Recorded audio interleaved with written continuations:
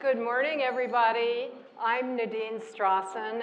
To summarize my career in one sentence, I think the most important factor right now is that I recently became one of the first 2 senior fellows of FIRE, as you all know. You all know because you're clapping even before I define it. The Foundation for Individual Rights and Expression, a recent expansion. Unfortunately, our moderator is not able to join us, and so we decided that we would moderate ourselves. Each of us is going to speak for a maximum of 10 minutes. I will maintain the time and give people 3-minute and 1-minute warnings, and we will we will proceed in alphabetical order by last name, which means the first speaker is Greg Lukianoff, and I want to remind you that our topic is what is academic freedom and what is it for? Thank you, Greg. My name's Greg Lukianoff. I'm the President and CEO of the Foundation for Individual Rights and Expression. Is my mic, is it working? Okay, apparently if it's here, so I have to do this. It's not weird. So I'm the President and CEO of the Foundation for Individual Rights and Expression. I'm the co-author of Coddling the American Mind with my friend John Haidt, and I'm working on a book called Canceling of the American Mind because I'm incredibly creative with my titles. So I really want to just jump right into it because I've only got 10 minutes to go over some stuff, and I've been hearing a lot of discussion about what to be done with higher education, and honestly, I don't think anybody's being sufficiently ambitious on what should actually be done. But one thing I want to call out first is there have been a lot of mistakes, and there's been a lot of bad laws that have been coming out of state legislatures, including HB 7 coming out of Florida. Probably, all of these laws are probably constitutional as applied to K through 12, as applied to higher ed with some exceptions. They are unconstitutional very simply. So we've actually launched a lawsuit against HB 7. If people try to pass unconstitutional stuff, FIRE will sue, and we're going to win, just so you know. But that occasionally gets confused with the idea that maybe we don't really care all that much about reforming higher ed. No, but we want to do it in a way that will survive legal scrutiny, and there are lots of things that we should consider doing. I mean, the simplest one is I wrote a thing called 5 Things Everyone Can Do about their alma mater, 5 recommendations. It's easy to find. Oh, by the way, since I'm going to cover so many things, my email is greg@thefire.org because I'm not even going to have much time to explain what a lot of these are. But you'll be shocked to know that most schools don't have an orientation about free speech and free inquiry, that they don't do faculty surveys of attitudes about freedom of speech there. And these are reforms that can actually help at, say, schools that aren't that far gone, like big state schools and that kind of stuff. They won't do much to help private schools. There was a lot of discussion of FIRE's ability to help from litigation, and I didn't want to be like, actually, we can't really help that much on some of those examples, partially because private schools, even though you can file lawsuits saying that they have to live up to their free speech promises, those are risky, expensive, and in some jurisdictions, including North Carolina, you will fail. But that doesn't mean you just give up hope on litigation. You can have things, but you have to be willing to work with legislatures, either state or federal. And we've actually had a lot of success getting laws passed over the years. At least we were for a long time. You can have things like liquidated damages, that if you lose a First Amendment lawsuit, that you actually that you have to pay out a certain amount of money that would actually get schools to notice it. We've talked about a national Leonard Law within FIRE. The Leonard Law is the law in California that nominally requires schools, and specifically Stanford, to abide by First Amendment norms. It's been defanged largely in the state of California, but even though it's not the official position of FIRE that we should have a national Leonard Law that extend First Amendment protections to private schools, I'm increasingly in favor of it, and we're going to be debating that as well. Interesting thing is going for qualified immunity.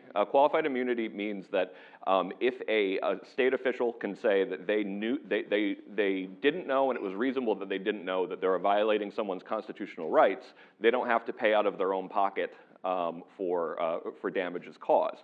At this point, I think it's ludicrous that administrators bound by the First Amendment are claiming that they didn't know that they can't censor people on the basis of viewpoint. But nonetheless, you can actually there are ways to address it so that you put everyone on notice that they risk personal liability if they violate students and faculty members' First Amendment rights. You can give them constructive notice in this case. You can actually give them actual notice. And in this case, one of the problems is that insurance will still cover those administrators, and universities will still usually pay to defend. They should no more do that than someone accused of murder. That essentially insurance should not cover administrators who flout the law in these cases. And when there's actually something that can personally happen to you as a person, I think that would change things surprisingly fast. Also some controversial ones. I would love to ban legacy admissions. I can explain how that would help the situation for academic freedom and free speech on campus. It takes a little bit, but these are things that change the dynamics. One of the big problems is the fancies, Stanford, Harvard, Princeton, Yale. They are frankly too influential in our society, and there's ways to rein that back in. One of them is stop legacy admissions to perpetuate this endless cycle being run by the same people. Ban political litmus tests. This one I think is a no-brainer. Again, as far as constitutional law is concerned, political litmus tests should not actually be constitutional to begin with, but partially because of the new form of political litmus tests, like DEI statements, we'll probably need a law flat out saying, like, if you're using additional mechanisms to ideologically screen professors, that you should not be allowed to do that at a state school. I don't even think you should be allowed to do that at a private school. Require academic freedom, free speech ombudsman. Use administrators to battle administrators is something that I'm increasingly come around. I can think of ways to keep that position from being captured, but again. One thing that what drives me nuts that nobody's talking about this is massive studies. I taught a little bit of First Amendment law. I'm not a professor myself, but I like y'all. I like professors, but how rarely it comes up that we should be doing massive state-funded studies on this, including the academically adrift theory. We should be doing that for the entire country. We should refine it to improve it from the original academically adrift. Now, I will remind you that about 10 years ago, what this showed was on about something like 34 campuses that they looked at, they saw no improvement in critical thinking skills for about half of the people they surveyed. Now, think about this. I used to work at Burlington Coat Factory. I can guarantee you that my critical thinking skills improved from the ages of 18 to 20, or for that matter, 14 to 16. So in that sense, I'm saying if you show no improvement in critical thinking skills during those formative years, they're actually harming you. They're making you dumber. Academically adrift, we should be testing Brian Kaplan and everybody else's signaling theory. I think that basically it's such a scam, a lot of these schools, and I say this as a proud cardinal myself, that they take smart people who are hardworking, and then all they have to do is not ruin them during their 4 years, and then take credit for, look, this person's smart and hardworking. How many people actually know what the signaling theory is? I actually kind of assume most of you would know. I think that if you actually studied this, you'd start actually realizing that the cost-benefit analysis of the amazing amount of resources we're pouring into higher ed is way over the top, and I think these are all ways that can rein in some of the excessive power of fancies in particular, but higher education in general. We should be calculating overhead. What's that? 3 minutes. Oh my God. Well, we should be calculating overhead. I think most schools, by the way that nonprofits do it, probably have about 85% overhead. If calculated correctly, that's outrageous. The idea that these are nonprofits that actually have overhead that high. And remember, overhead is administrators plus development. And you look at who's paid the most at a lot of these schools, it needs to be reined in. So cost, bureaucracy, overhead is the other one. I think that the hyper-bureaucratization of the university is one of the reasons why we have so many troubles. Most of the cases come from either administrators or a combination of tolerance or encouragement by administrators at working with students. We should be doing comparisons of full-time versus non-teaching staff. And we should be looking for a ratio that's much better than the ridiculous ratio that we have now. The number of administrators / staff has long since exceeded the number of people who actually teach. Make reducing expenses, not just the cost, and I can explain that why. Competition, Minerva, University of Austin, Ralston are great, but I think that if there was such a thing as like a super hard BA GED, essentially like a test, like a crazy difficult test that you could take and just skip bachelors altogether for the super hardworking and super smart, I think that would scare the living hell out of a lot of the elite institutions, because we know people who would pass that and could go straight on to law school. designated one university in every state that can only admit according to academic accomplishments, something that is objective, because I think what you have to do is you have to start getting employers saying, like they're saying to me in private but not in public, that I no longer hire from Yale or from the Ivy League because they're too difficult and they come in with too many ideological problems, that if there was one school in each state that was just on academic merit, period, that employers would start pulling from those schools in preference to a lot of the other schools that have a lot of these problems. And last one, Solomon House, this is a joke from Gulliver's Travels, that essentially having an institution, it could be some people in this room where it would be esteemed people from across the political spectrum who, and I would want it to be semi-anonymous what the actual decisions were, but just about doing replication as a goal, like an institution that does replication that actually evaluates how poor scholarship has become can make a big difference. Yeah, I did it.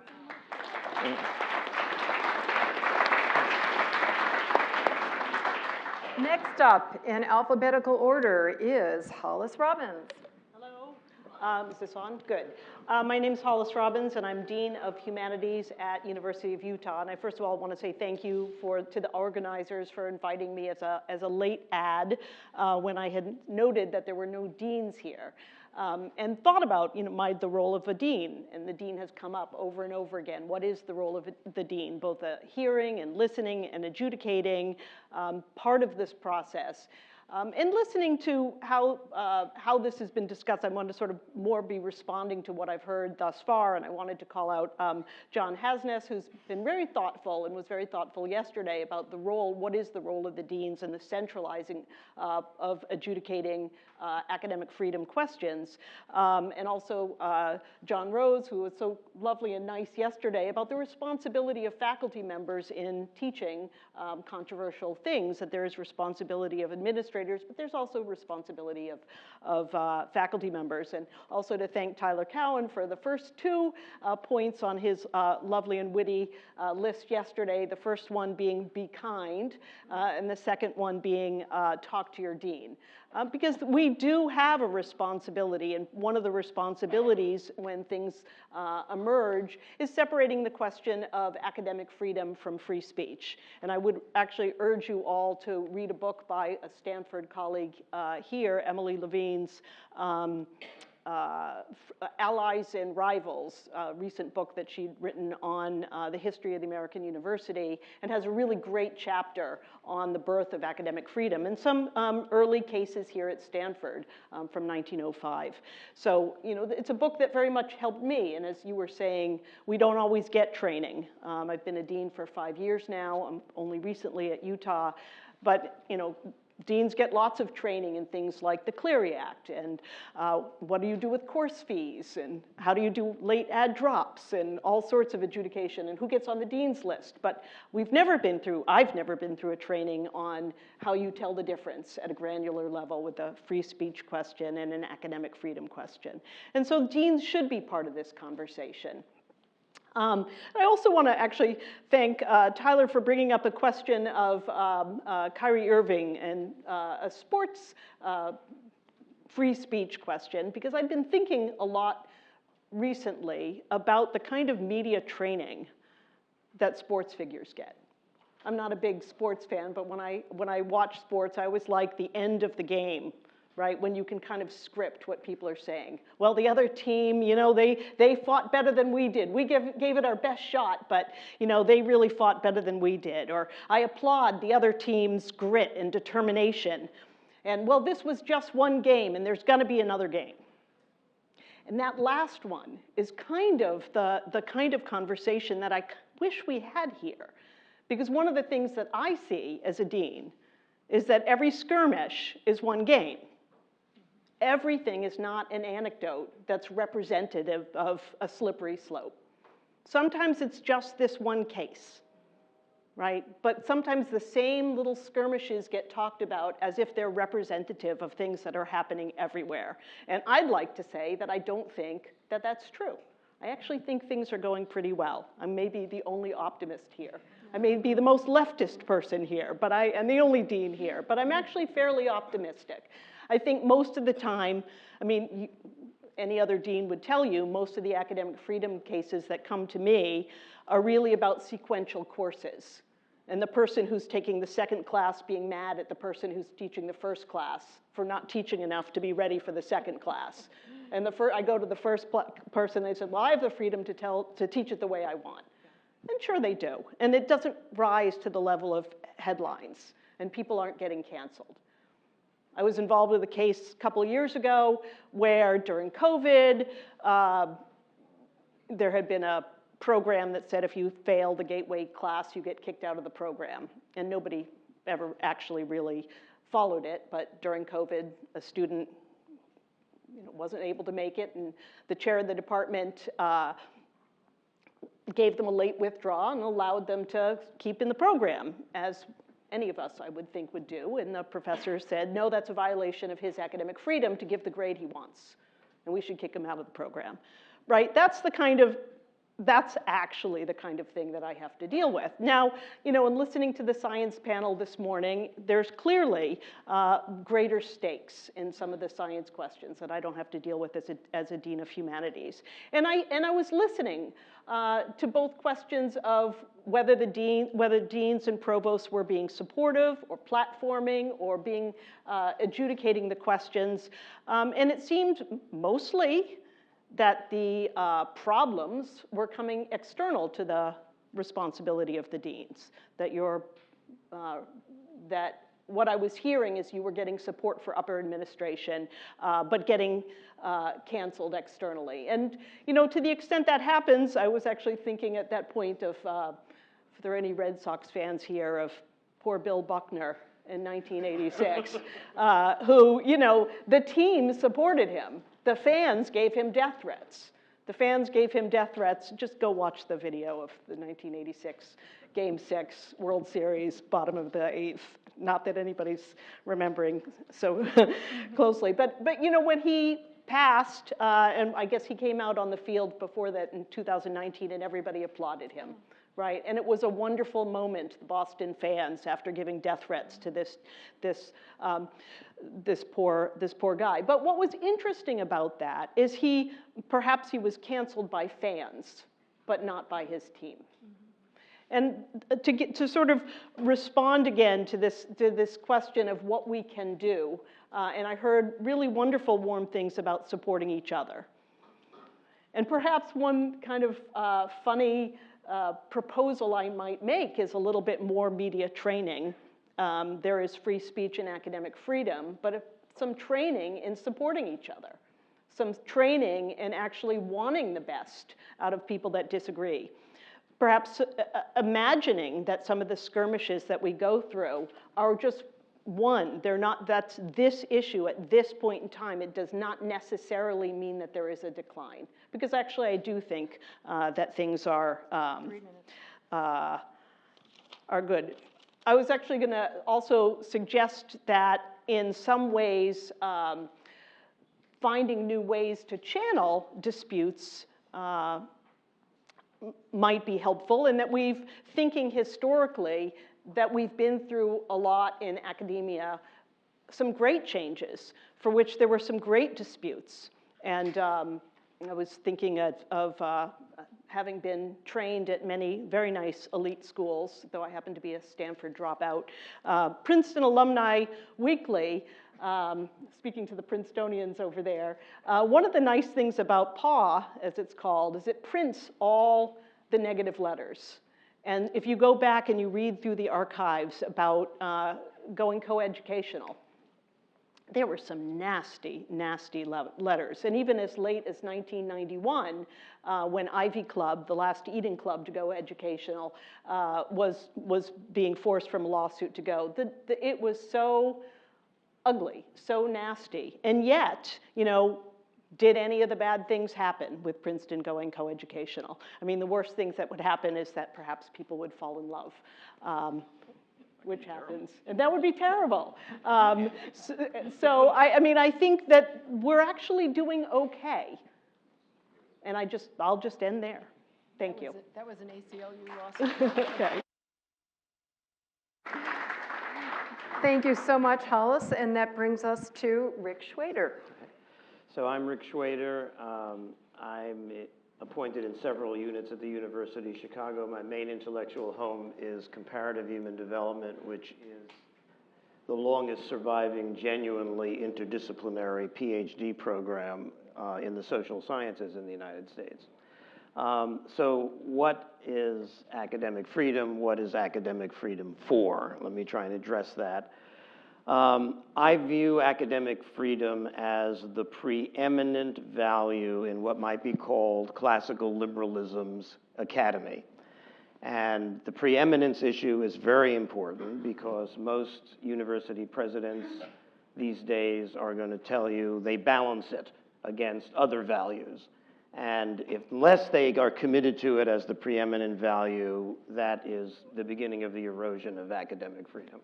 So its preeminent status has to be articulated. When you put out a statement about sexual harassment at the university, it's very important that it be said again and again that this is important, but remember, the preeminent value at our institution is academic freedom. I want to link this conception of I'm going to define what it's for in a second. I want to link it to the institution. The value and the institution make each other up. They're intertwined. And what's it for? I would say it's there to protect the ardor and fearlessness of scholars to follow the argument where it leads. I take that formulation from an important, potentially important 1957 Supreme Court case where Justice Felix Frankfurter and Justice Harlan couldn't stomach the idea that a prosecutor in New Hampshire, in a case called Sweezy versus New Hampshire, was interrogating Paul Sweezy about a lecture he gave at a university and wanted to know the content of it. And all sorts of issues arose, but in any case, Frankfurter and Harlan articulated this view that we have an institution that's about protecting the fearlessness and ardor of scholars to follow arguments where they lead. And you can elaborate on that unfettered of received wisdom and popular views, and regardless of the practical, social, or even moral implications of their conclusion. In other words, instead of putting Socrates on trial, we welcome him to the halls of the Classical Liberal Academy. And of course, as has been commented on these days, we seem to be back in the habit of putting him or her on trial rather than actually engaging the argument, even if we find the argument upsetting. Okay. So that's the context. I want to now, thinking about this relationship of this value, this preeminent value, and a particular classical liberal conception of the academy, I want to talk about 3 University of Chicago presidents, something they've said. Let's go back to the 1930s and Robert Maynard Hutchins. He was asked to define academic freedom, okay? And he said, a university is a community of scholars. It's not a kindergarten. Okay, and think about what that implies broadly, being a kindergarten and protection and paternalism and so forth, and offices that are there to serve that function at the universities. It's not a club, okay? Think about what that implies for extracurricular comments that might be made by members of the faculty that get you kicked out, like in a private club, okay? It's not a reform school, okay? It's not trying to be a moral change agent, okay? It's not a political party. It's not an agency of propaganda. Think about public relations extensions in universities and the kinds of things they say. A university is a community of scholars. Okay, now let's go to 1967, fast forward, and we're now at the year that the Calvin Report was written at the University of Chicago. And again, I want to just think about the value, the classical liberal academy and leadership. This is Edward Levy in 1967 talking to the Citizens Board of the University of Chicago. And he tells them the following: the university, it's not the role of the university to directly respond to the needs of the broader world of politics and commerce. It's not the it's not the role of the university to be popular with the general public. He tells them it's not the true mission of an academic institution to be moral. The mission is intellectual, not moral. He told them that a university does not exist to develop inventions for industry or to train or be a pipeline for technicians for roles in society. It's not there to counter the injustices of the world. The central purpose of the university, he explicitly tells them, its main reason for its existence is, quote, to the improving the stock of ordered knowledge and rational judgment. That's what the university's mission is. This is a particular conception. It's a subculture. It's a classical liberal vision of an academy. University presidents in the United States no longer speak that way. Okay. Many of them have concluded that this vision of the academy is unaffordable and impractical, and they've more or less opened the gates of the academy to diverse interest groups with political, moral, and commercial missions of their own. What Levy described, as I want to argue, is the classical liberal conception of the academy. We have a slogan at the University of Chicago which basically roughly translates, "Let knowledge grow so life may be enriched." It was not meant to imply go to college to get rich. Okay. Okay. And you can go on and on.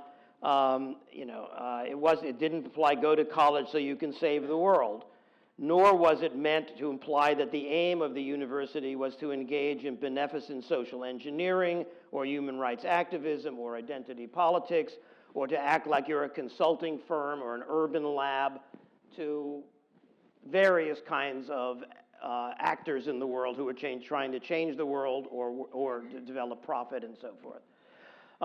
Finally, let me just quote, fast forward again to 1999, going back a few presidents. Don Randall became the University of Chicago president before he then went on to the Mellon Foundation.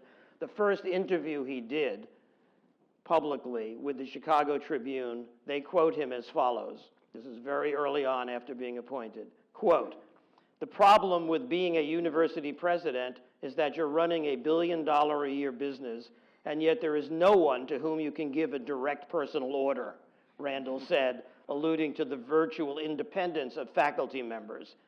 Continuing the quote, "In that sense, all universities are ungovernable, and the better they are, the more ungovernable they are." Since then, we are being governed. Okay. Various forces now want us to be compliant. I'm sure all of you get orders to spend 3 hours on this training or that training. Forced listening, forced speech gets involved, and it often is accompanied by threats. We now get threats from our provost. Unless you do this, no salary increase. Unless you do this, you won't be promoted. This is a total change in the environment of the university. We're not a university anymore. We're a multiverse. And it's happened for a whole set of institutional reasons that go back a long way. 1972 is when Congress held hearings and created the IRB system.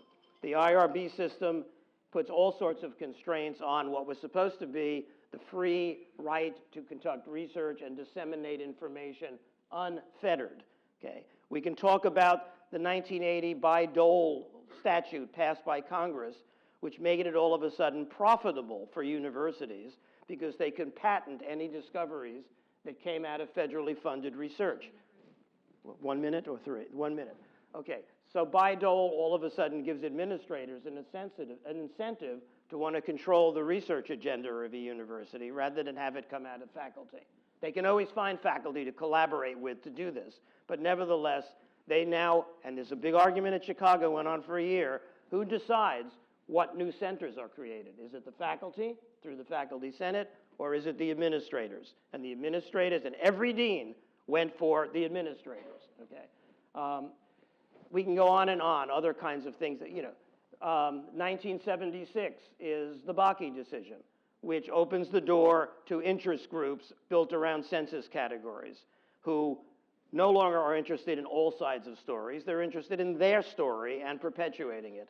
Okay, so what does one do? Very quickly, seems to me we should start small. If I was looking for two things to point to right now, I would say reform the IRB system. They have gone way beyond what's required by law, and our legal officers should be looking into it.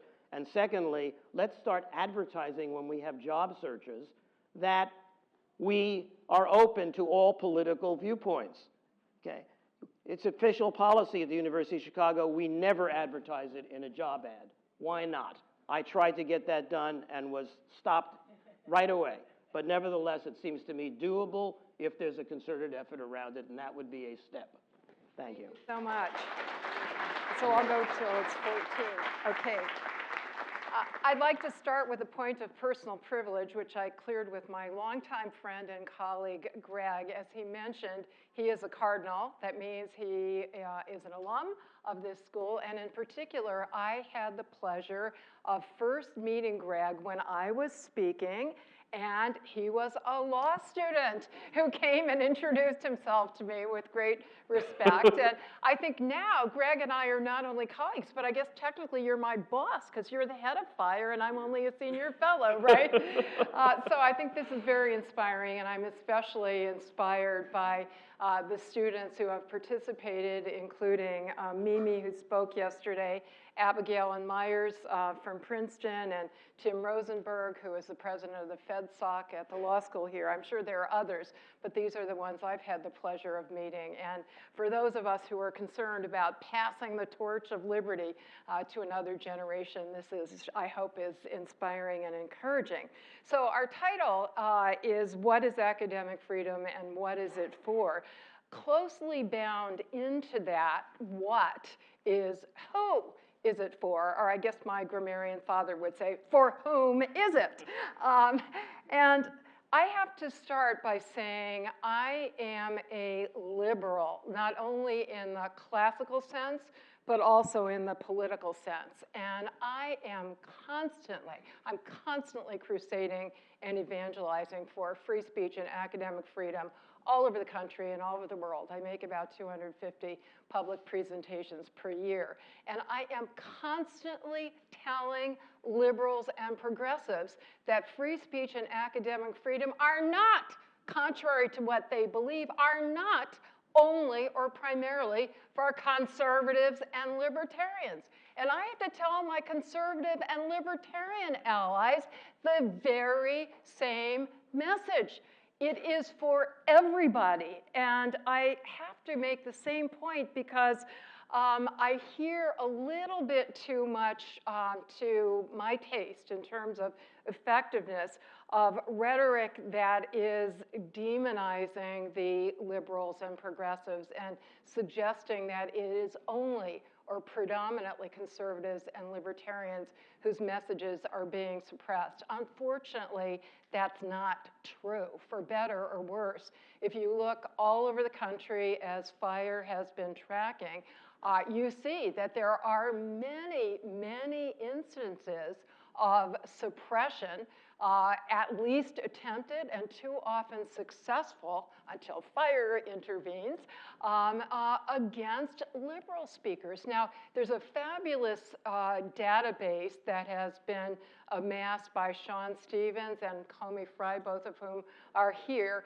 from FIRE. It's now up to something like about 800 incidents of documented, and you can go on the website and go, drill down into the details of attempted retaliation against professors for exercising constitutionally protected speech. And something like 60% of these have been successful. Now, on this question of from where are the attacks coming, about 40% of them are coming from the right of the faculty member. Yes, 60% are coming from the left. But that is a significant number. And let's also not forget a point that John Haidt, among others, made, which is that most of the attacks are coming from the extremes of the political spectrum. So those who are being victimized are those who are more moderate, including the moderate left as well as the moderate right. In terms terms of being effective in our advocacy, we have a principled reason as well as a strategic reason for making common cause, for advocating general principles even-handedly applied of academic freedom and free speech.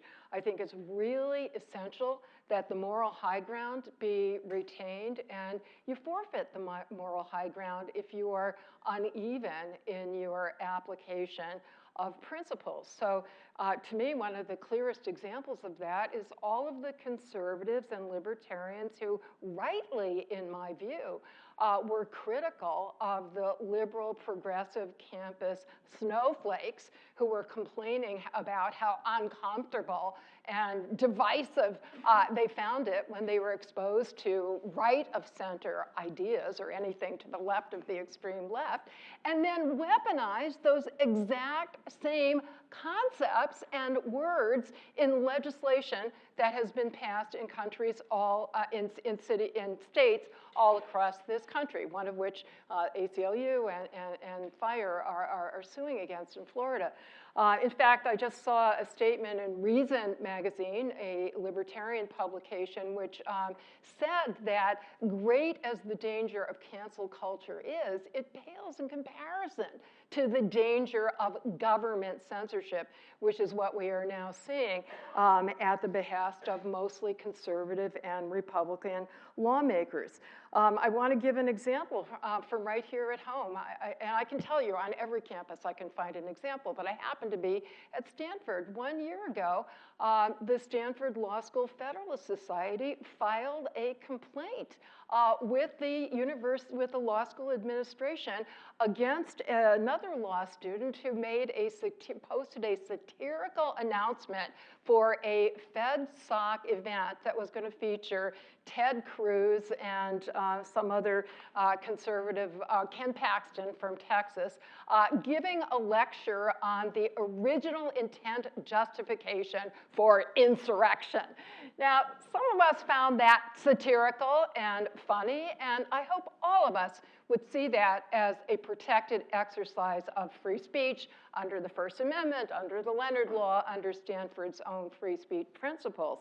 And yet, the administration, at the behest of a complaint from anonymous, I mean, they were not anonymous when they filed the complaint, but the school protected the identity, members of the FedSoc Society, the school started an investigation, this was shortly before graduation, and threatened that the student who wrote this would not be eligible to graduate on time. Fortunately, with a lot of protest, including protest from Federalist Society members, from conservatives, from FIRE, among many others, Stanford withdrew. But I thought that was particularly unfortunate because FedSoc itself has come under so many unjustified attacks. I speak for them all over the country, and it's been very sad for me to see that they are being boycotted by, guilt by association and violation of their First Amendment free speech rights. I can tell another story. Greg and I were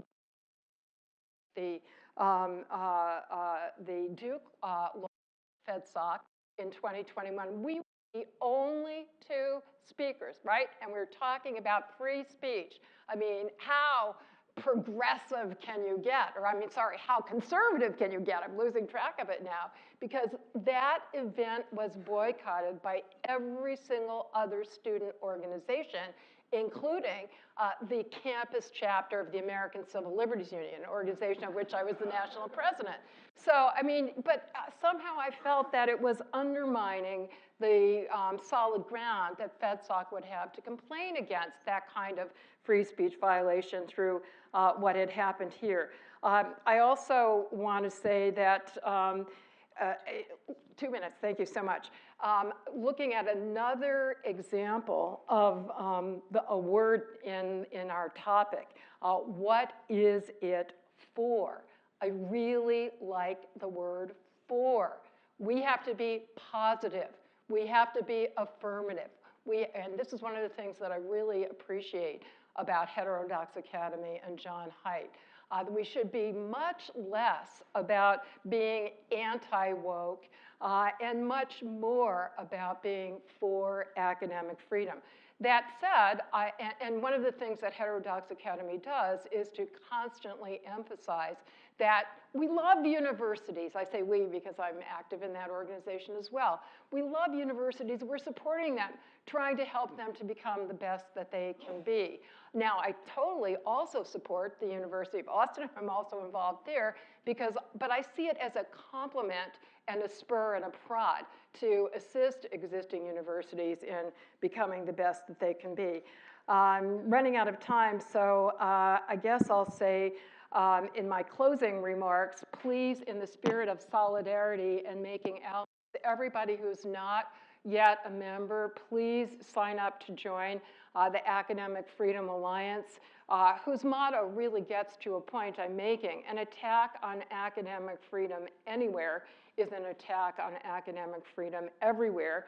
I've got brochures here and a little bit of swag. Those who get here first get T-shirts and other goodies. So in closing, every single one of us who cares about individual liberty has to constantly raise our voices every time academic freedom is attacked, no matter who is speaking, no matter what their ideas are. And we have to constantly raise our voices proactively to inform people about these values. I think ultimately education is and information and advocacy is the answer more than government regulation and the crackdown of Big Brother. As is the case for all speech that we dislike the canceling expression. We don't call for government to censor it. We exercise our own counter speech. Thank you.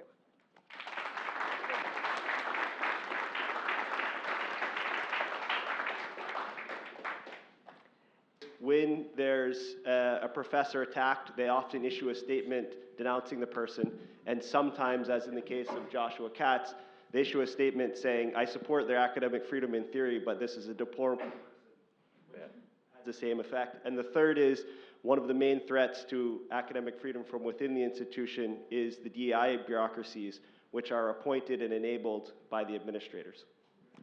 So thank you, and I will say, I'm not going to speak for all deans. Coming into a leadership position, you know, it's an organization, right? When you belong to the organization, there's going to be rules of that organization. Some of those rules, like trainings, deans have to take the trainings too. I've had to take more trainings in various things than I know. I had to take a lot of heat stroke training in case somebody had a heat stroke. This was something when I was in California that was mandated by law that anybody who was in any position had to learn what to do when somebody gets heat stroke training. Now that's a legislative, sometimes in state schools there are legislative questions and legislative orders that we have to work within that authorizing environment.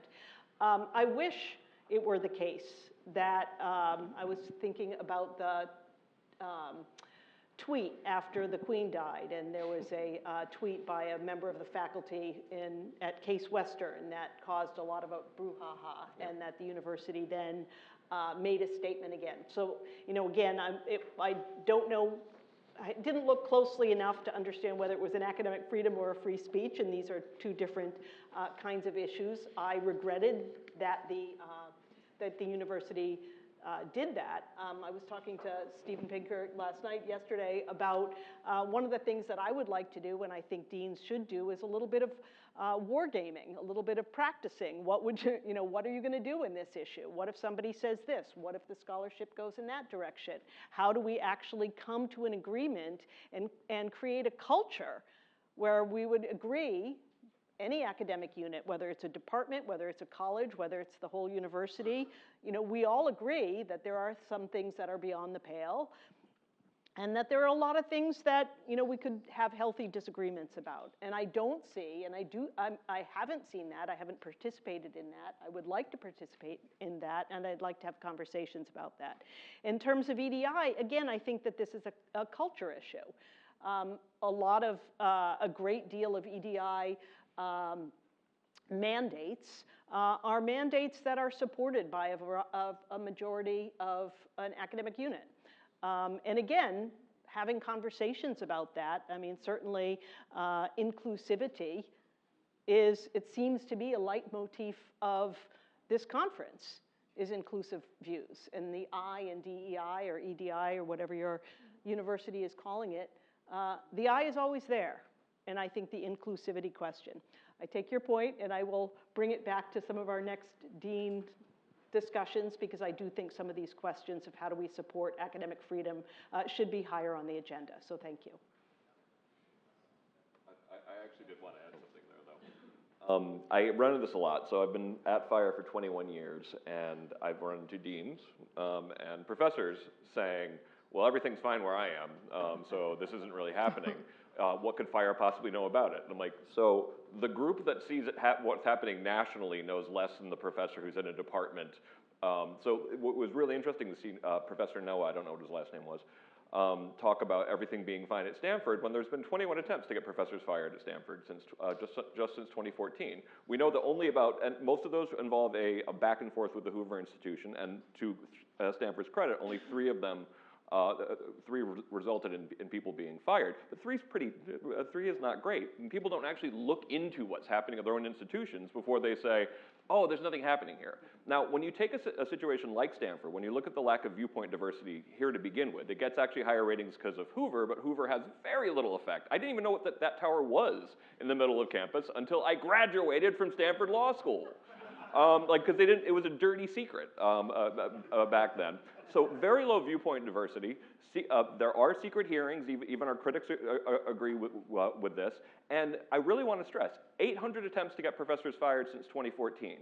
The numbers for students, of course, are way worse. About 60% of them result in some sanction. And when we looked at the historical comparison, and I got written up on Media Matters for this, for saying that comparing it to McCarthyism, but the numbers for McCarthyism, as best we can tell, are about 100 to 130 professors fired between 1947 and 1957 for pro-communist sympathies. We see way more than that, and we're not in a national security crisis. So if people are trying to tell you there's nothing wrong in higher education, every measure, whether you ask students, they say that they're afraid to speak. When you ask professors, they say the same thing. And the numbers, like I said, it's not just a big deal. It's something we're going to be studying in 100 years. But Greg, since you mentioned Stanford, I just have to add to the attempts to cancel professors associated with Hoover, which are presumably conservative. There was an effort, including with support from the Stanford Review, to retaliate against a progressive professor. I'm sorry, I'm forgetting his name.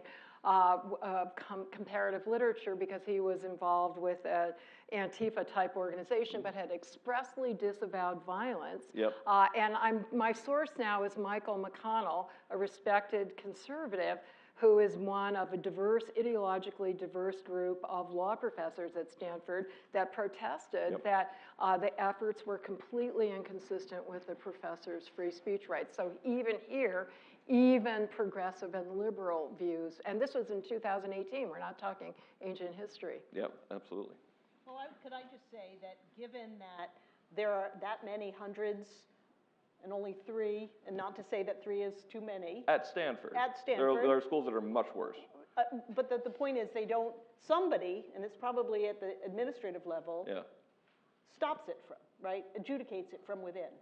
Well, a lot of times it's actually pressure from us. Or pressure from us. But what I'm saying is, in some ways, that seems to be that most of the time it's working, is what I'm trying to say. Most of the time it's not working, because 60% of the time the professors are punished. I thought you said it was only 3. At Stanford. Okay. There were 21 attempts to get. No, I will say that some credit to Stanford for 21 attempts and only 3 actual hits. But the overall picture is 60% of those 800 professors are punished in some way, with 40 tenured professors fired since 2014 for teaching, for research, for pedagogy, the thing that tenure was designed to protect. I've done this job for 21 years. Prior to, I'd say, about 2012, I can think of maybe 1 tenured professor that I saw get fired, and that was for academic misconduct. 40 just since 2014, 2015 for the one thing that tenure is supposed to actually do is nuts. John's over there. Oh, yes, go ahead, and then Jonathan over there. Oh, hi, Yeah. I'm Will Fithian from Berkeley Statistics. I appreciated all of your remarks. So Hollis, related to your point about distinguishing between what is sort of an uncharacteristic episode versus something that should sort of tar an institution, from my perspective, one thing that affects the way I think about an episode like this is whether the institution makes some public attempt to rectify the harm and acknowledge that they were wrong in what they did. And this is something that I think I don't see often enough. To take one example, Dorian Abbott wrote this op-ed, and for that reason, his invitation to give a lecture was canceled. I think that it was good that the institution of MIT, the president of MIT, formed a committee. They recommended adopting the Chicago principles. If those Chicago principles are adopted, I think that would be great, but the harm to Dorian is still there, and it doesn't need to be, right? So tomorrow, the MIT University president could issue a statement saying, we apologize as an institution to Dorian Abbott, and tomorrow he's probably not going to do that, and he probably won't do the next day either. So so for that reason, these feel like games that are still going on that we're still losing. So what do you think are the best ways for administrators to rectify situations that occur? Thanks. First of all, it's another great question, and I was thinking of something that John Hasna said yesterday about councils, general counsel, and about the importance of general counsels and lawyers for universities precluding public apologies for anything, right? Because you don't want to admit things. And I think that that's a really smart question, and there ought to be more discussion about the role of the legal infrastructure guiding university speech. Deans and provosts and presidents are often guided by what general counsel would say. And when the lawyers get too powerful, nothing gets said. So I think that is one part of the question. The other is the question of apologizing on university campuses right now is a left question, right? I mean, it's come up several times about apologizing for past inequities, for eugenics, for racism, for women not being on campus. There's the question of apologizing and university apologizing is a huge issue right now, which isn't to say that universities are doing it well at all. A good friend of mine is on a committee at Ohio State University, which before any conversation, as I understand it, for renaming buildings, because again, this is a big conversation going on, deciding the basis on which a building would be renamed. Before there's a need to do this, back to the question of wargaming, right? Back to the question of let's answer a question before the question needs to be raised. And again, if I were running the world, that is the kind of question I would be asking. At what point in time does the institution apologize? What form does that apology take? Is it for apology for hundreds of years ago, or for a couple of months ago, or in the middle of a pandemic? I think these are important questions. I'm going to make one point, and then Greg, which is don't hold your breath. For all of the injustices during McCarthyism, most universities didn't apologize till the 1970s. Yep. Greg? It's on? Okay. I don't think apologies are going to be the route to progress here. And it seems to me, however, the issue of the legal office and how it operates at a university is very important. Some people think the legal office basically runs the university, and put together the legal office and HR, and maybe the two of them together now are running the university. But an expectation one might try to develop for the legal office, instead of being risk averse, and as we heard yesterday, doing everything you can to avoid being sued, it seems to me that at least some part of that office ought to be working on how to use the law to further the kind of mission that we would value. And the IRB is a perfect example of this, because universities have gone way beyond what the law requires.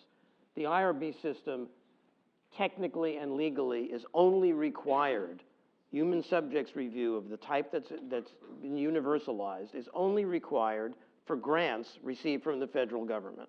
And universities, not, if you're privately funded, if you're personally funded, if you're unfunded, you can do that within the law if the university is prepared to do that. But the legal group, generally being risk averse, figures, well, we have to apply it to everyone equally, because if we're ever sued, someone's going to say, the government has this standard, why aren't you following the government standard? The government's not requiring you to follow that standard. It's internal.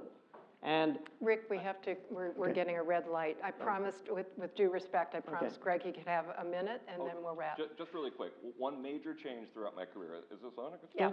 One major change throughout my career was that for the first half of it, or even more than first half, presidents, we'd have really bad cases like we see today, but a president would come in, a university president would come in, believe it or not, and say, we are not punishing this professor, we are not punishing this student, and if they did it fast, and they did it clearly, 9 times out of 10, even 99 times out of 100, that meant that case we won. Like it would go away.